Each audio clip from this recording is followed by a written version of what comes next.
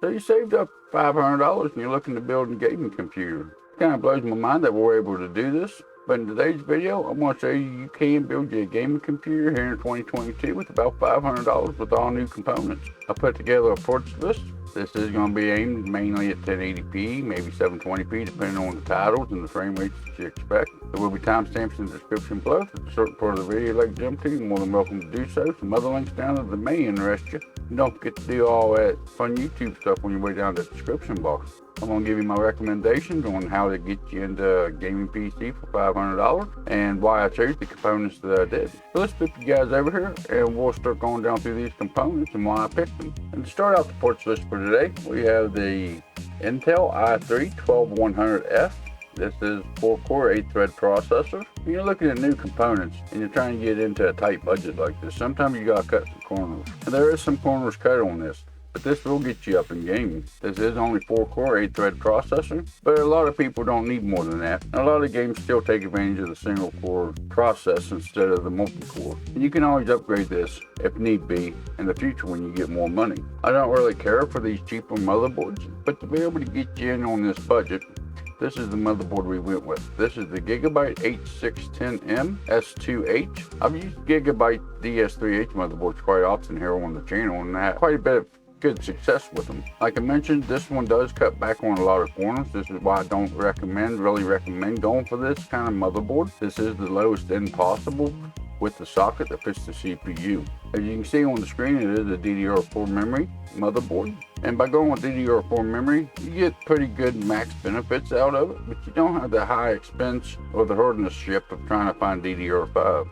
And we're also able to keep the price of the motherboard down some by going with DDR4 memory. And also take note that this motherboard and CPU is PCI Express 4.0 ready, which is going to make a big difference in the video card that we're going to put in this system. And for the memory, even for $500 gaming PC build, I believe you still need about 16 gigs of memory. You really don't need much more than that for gaming, but I do believe that you do need at least 16 gigs. And we was able to fit that in dual channel mode in this system. Here we have the T-Create Classic.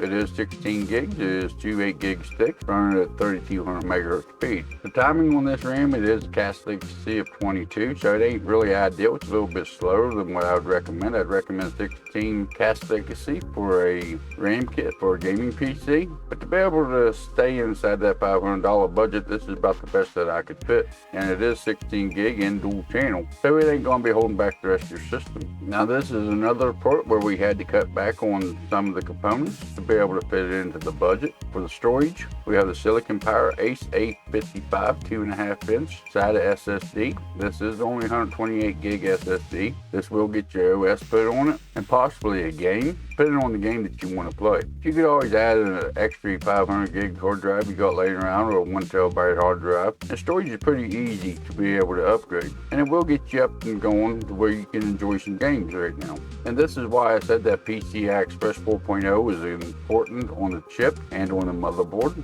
Here we have the Power Caller Radeon RX 6400 GPU with 4 gigs of VRAM. Again, we had to cut some corners to be able to stay within the budget on this build. This will get you up in gaming. A lot of the less demanding titles that a lot of people claim will be able to do 1080p gaming on this. And it is a PCI 4.0 solid card. And if you go with a PCI Express 3.0 slot, you do lose quite a bit of performance with this video card. That's why that PCI Express 4.0 was so important on that motherboard and the CPU we're using in today's build. And for the case that we went with, to be able to stay within the budget, we have the Fractal Design Core 1000. This is not nothing fancy. This is just a black box to be able to hold your components. There's no ARGB to it. There's no tempered sag glass panel to it. But it does have kind of a mesh front on the front where you can get plenty of airflow into case for your components. And it does already come with one pre-installed 120 in the front, which will give you a positive airflow. And we ain't running real hot components in today's build, so I think this will be alright. And to be able to power the whole system, we have the Thermaltake Smart Series 430 watt PSU here. It is 80 plus certified. I would recommend something a little bit better, but to be able to stay within that $500 price point, you know, this will be more than enough power for the system as we got it designed today. But don't give you no leadway for upgrades in the future. I mean, that 430 watt power supply is kind of the bare bones that you would need for a gaming computer. But it's going to give you enough power for your CPU, your storage, your GPU, and everything that you actually need. It just kind of cuts down on your upgrade path. By looking at PC port picker here, we have the CPU, the i3-12100F coming in at $99.99.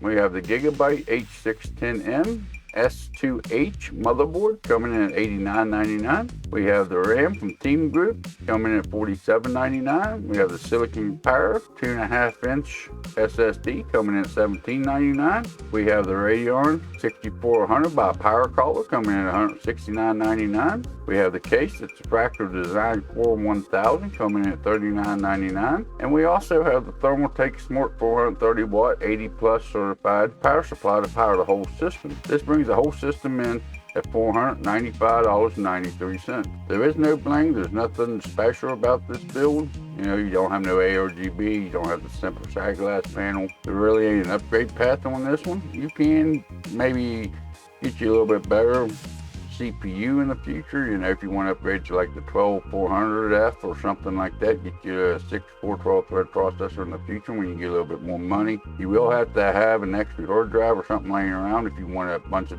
games downloaded and ready to play at your fingertips. I think this is pretty good for 2022 with the budget of $500 and it's all new components. You could possibly do better and get you more powerful rig if you go on the used market. But right now the used market's pretty messed up. And just because I can get pretty good deals on said component don't mean you'd be able to do it. But this is going to be something that you can buy and be able to get yourself up in gaming. While I went with Intel, AMD don't have no CPUs in this price point that would fit into the build. And a lot of the benchmarks that I've been seeing online, Intel right now is the best bang for the buck and gives you a little bit better gaming performance compared to what AMD is offering. Leave in the comments below if there's something you think that you could do better with using all new components in this price point. Let me know what you think about the build in total. If this is something that you would consider.